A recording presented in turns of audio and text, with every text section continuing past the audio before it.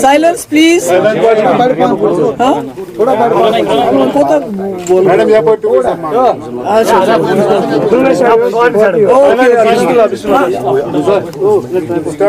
जैसे आप जानते हैं कि पिछले दिनों कुछ हमारे मुल्क और पाकिस्तान के बीच में एक कॉन्फ्लिक्ट हुआ जिसकी वजह से दोनों तरफ से शेलिंग हुई और उसमें हमारे कई इलाके जो हैं उसकी जद में आए, जिसमें सबसे ज़्यादा मुतासिर पुंछ, उड़ी, टंगडार और कुछ हिस्से कुपवारा के भी उस जद में आए। और मुझे मौका मिला इन तमाम इलाकों में जाने का और मैंने फर्स्ट हैंड देखा कि जब इस किस्म के आपस में ताल्लुकात इतने ख़राब हो जाते हैं कि जंग की नौबत आती है तो आम लोगों पे क्या गुजरती है, जो हमारे बॉर्डर पे लोग रहते हैं उन पे क्या गुजरती है, किस तरह घरों के घर बर्बाद हो गए हैं, ज़िंदगी भर की जो कमाई होती है वो बेचारे लोग जमा करके मकान बनाते हैं, मकान तबाह, और उसके बाद फैमिलीज उजड़ गई हैं, बच्चे। और मैं तो एक जगह गई तो उन्होंने वो बच्चों की जो कब्र है अपने घर के उसमें आंगन में रखी है, 2 बच्चे एक साथ उनके चले गए दुनिया से। तो मैं आज ये इसलिए मजबूर हो गई आप सबके साथ बात करने के लिए कि मैं जहाँ भी गई अभी तक, मतलब शेल्टर तो बहुत दूर है, अभी तक कई लोग ऐसे हैं जो खुले आसमान के नीचे सोते हैं, उनको टेंट भी नहीं मिला है अभी तक। तो जो मैं कल टंगडार गई तो वहाँ भी मैंने देखा बेचारी वो एक औरत है, उसका हस्बैंड यहाँ मजदूरी करता है श्रीनगर में, 2 बच्ची हैं उसकी छोटी छोटी, उसका घर बिल्कुल तबाह हो गया। तो वो भी बेचारी, उसको पता नहीं मैं कहाँ किधर अपना सर छुपाऊँ। तो इसलिए मतलब हालात काफ़ी ख़राब हैं इन लोगों के, इनकी जान भी गया, माल भी गया। और कई जगह ऐसा है कि जहाँ शेल लगा हुआ है तो ढांचा तो खड़ा है मगर मकान पूरा बोसीदा हो गया है, मकान खोखला हो गया है। और जो मैंने सुना, जो सरकार की तरफ से टीम्स गई हैं वो देखते हैं स्ट्रक्चर खड़ा है और तुम्हारा एक शीशा टूट गया तो बस, ऐसा नहीं होता है। जब किसी मकान पे शेल लग गया हो तो वो मकान पूरा हिल जाता है, उसकी पूरी बर्बादी हो गई है। तो इसलिए मेरी सबसे पहले गुजारिश तो ये है कि ये जितने भी एरियाज़ हैं इनको वॉर इम्पैक्टेड जोन्स डिक्लेयर किया जाए ताकि इसमें वॉर फुटिंग पे इनका रिहेबिलिटेशन का काम शुरू हो जाए। मकानों के लिए कम से कम 50 लाख रुपए दिया जाना चाहिए। आज आप जानते हैं कि 1 लाख रुपए में दरवाज़ा भी नहीं बनता है। तो ये मेरी गुजारिश है। उसके बाद सबसे पहली चीज़ जो मैं डिमांड करना चाहती हूँ सरकार से, गवर्नमेंट ऑफ इंडिया से, कि इन सब जितने भी इसमें हमारे लोग जिनकी जाने गई उनको शहीद करार दिया जाना चाहिए। एक तो उनकी इज्जत अफजाई हो जाएगी क्योंकि उन बेचारों का कोई कसूर नहीं था, बच्चे थे हमारे, औरतें थे हमारी, आदमी लोग इसमें गए हैं। तो उसकी वजह से एक तो उनकी इज्जत अफजाई होगी और दूसरा कुछ बेनिफिट्स भी उनको मिलेंगे, उनकी फैमिलीज़ को मिलेंगे। और जिनके लोग चले गए हैं उनको नौकरी भी मिलनी चाहिए, एक जॉब भी मिलना चाहिए। और कई मुझे दुकानदार मिले, उन्होंने कहा कि हमारी दुकानें इसमें डैमेज हो गई। तो उन्होंने जो बैंक में इंश्योरेंस है तो बैंक इंश्योरेंस देने से इनकार करते हैं, वो कहते हैं ये जंग है, हमारा इंश्योरेंस नहीं दे सकते आपको। तो इसमें मैं चाहूँगी गवर्नमेंट इंटरवीन करे। और जो लोन लिए हैं, कई लोगों ने लोन लेके मकान बनाए हैं, दुकानें बनाई, छोटा मोटा कारोबार शुरू किया था, ये ज़रूरी है कि उस लोन को वेव ऑफ किया जाना चाहिए। और कई मैं गई थी वहाँ मेंढर, तो वहाँ ब्रिगेड हेडक्वार्टर जिस पे अटैक हुआ था एक तरफ से, तो उसके नज़दीक जो दुकानें हैं, मकान हैं, उनका काफ़ी नुकसान हुआ है। और उसके लिए कोई वहाँ गया नहीं है, उन जगहों पे वहाँ गया नहीं है उन जगहों को देखने के लिए। तो मैं सरकार से गुजारिश करूँगी कि इसको भी देख लिया जाए।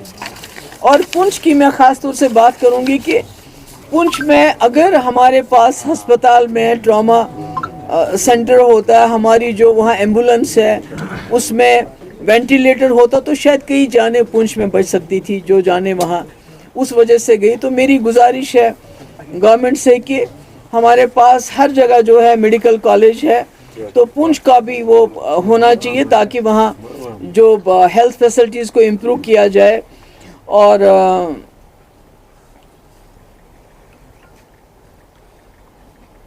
यही मेरा है कि آخر میں مجھے بہت ابھی بھی مجھے بہت تکلیف ہوتی ہے کہتے ہوئے کہ میں جہاں بھی گئی لوگوں نے کہا ہمیں انڈیویجول بنکر چاہیے.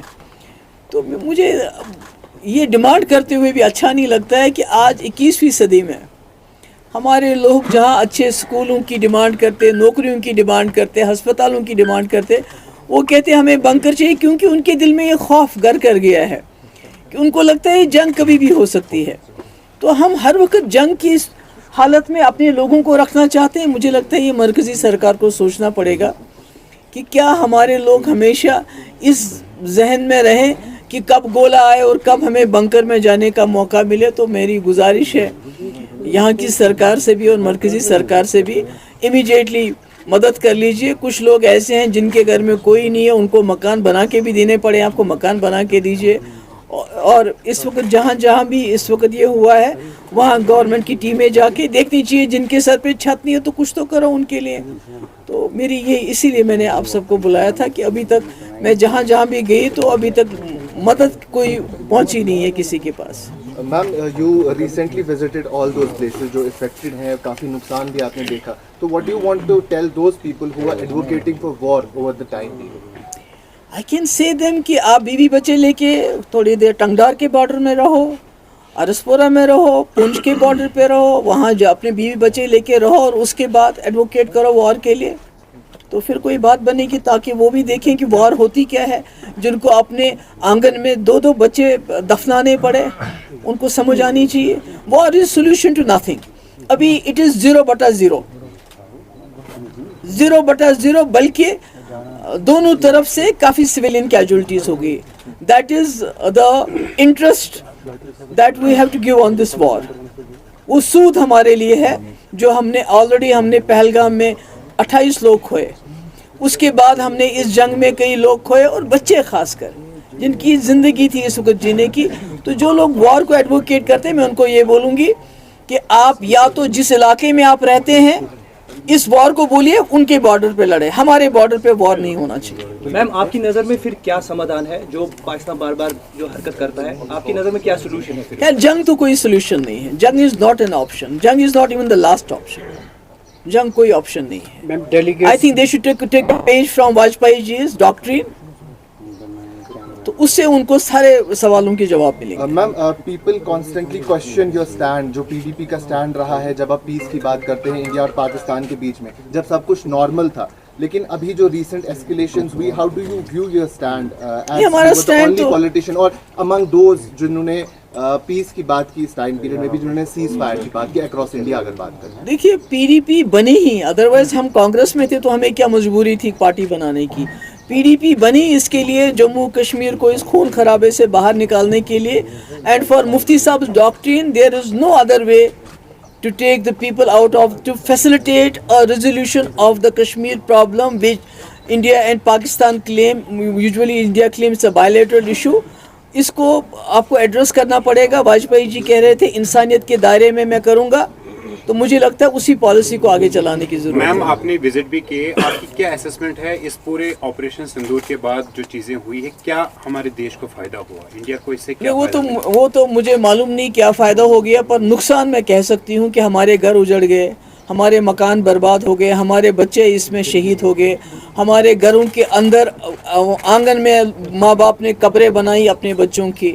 کسی کی ماں, کسی چھوٹے دودھ پیتے بچے نے, مجھے نام نہیں یاد آ رہا ہے, ایک سردار جی ہمارے تھے, اس کے چھوٹے چھوٹے بچے ہیں جن کی ماں اس میں اس کا گولا آ گیا اور اس کے وہیں اس کے سر کے 2 ٹکڑے ہو گئے. تو یہ تو مجھے تو وہی نظر آ رہا ہے. اب مجھے نہیں پتا ہے کہ اس سے زیادہ کیا اچیو کیا ہوگا, کیونکہ جو ملیٹنٹ اس میں یا ٹیررسٹ جس کو آپ کہتے ہیں جو اس میں انوالو تھے, ابھی تک ان کو پکڑا نہیں گیا, ابھی تک ان کی کوئی خیر خبر نہیں ہے.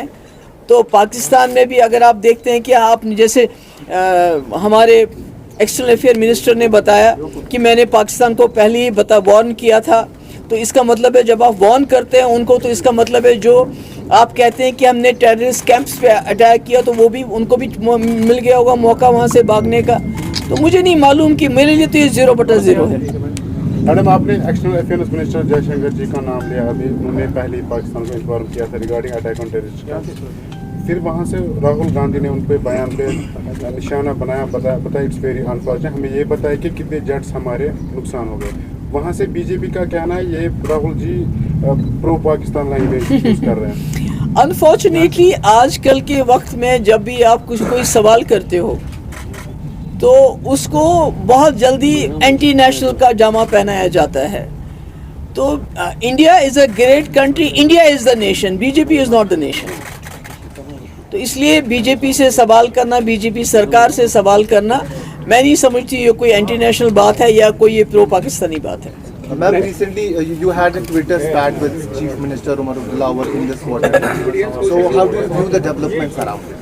अरे बात करो, मैंने एक बात आपको बुलाया था इसलिए कि ये जो हो गया है इतना बड़ा, Because this is उसके लिए बात कर रहे हैं, उसके लिए बात। जो डेलीगेट्स जा रहे हैं फॉरेन देखिए जैसे आपने खुद ही कहा कि पीडीपी का स्टैंड बड़ा क्लियर है, हम जंग नहीं चाहते, अब अमन चाहते हैं, हम पॉलिटिकल इंटरवेंशन चाहते हैं। तो उसमें जब भी आप कोई इश्यूज उठाते हैं जिससे कॉन्फ्लिक्ट बढ़ जाता है, वो पीडीपी उसको टूथ एंड नेल फाइट करेगी। Thank you. One last question, जो प्रोफेसर को भी गिरफ्तार किया गया है उसमें ये अब तासुरा दिए जा रहा है कि बीजेपी ने जो कर्नल के मतलब किया था, कर्नल सोफिया कुरैशी के मतलब, उसको बिल्कुल लीस्ट यानी कि उसको पूरी तरह से यहाँ पर लीनेंसी दी जा रही है, लेकिन उसको गिरफ्तार किया गया, उस पर क्या, क्योंकि आपने मैंने ऑलरेडी कहा है कि एक तरफ से हम एक प्रोफेसर जो है अली खान जी, जो बहुत ही वेल नोन है, हाईली एजुकेटेड है और उसका फैमिली बैकग्राउंड भी बहुत ज़बरदस्त है, तो उसको अरेस्ट करते हैं क्योंकि वो सच बोलता है। वो एक बोलता है कि आपने जो कर्नल कुरैशी के लिए आपने उसके लिए किसी ने बद कलामी की और आपने उस पर स्टैंड लिया, बहुत अच्छी बात है। मगर जो मुसलमान लीच होते हैं, जिनकी मस्जिदें आप तोड़ते हो, जिनके घर आप तोड़ते हो, तो ये हिपोक्रेसी क्यों? उस वक्त आपका स्टैंड कहाँ गया होता है? तो उसके लिए उनको अरेस्ट किया गया। मगर मैं समझती हूँ कि गवर्नमेंट ऑफ इंडिया को इस पे सोचना चाहिए, क्योंकि एक तरफ से हमारे पार्लियामेंटेरियंस डेलीगेशन लेके बाहर जा रहे हैं डिप्लोमेसी के लिए, उनको बताने के लिए ऑपरेशन सिंदूर के बारे में, दूसरी तरफ से आप एक प्रोफेसर को अरेस्ट करते हैं। ये एक इंटरनेशनल न्यूज़ बन चुकी है।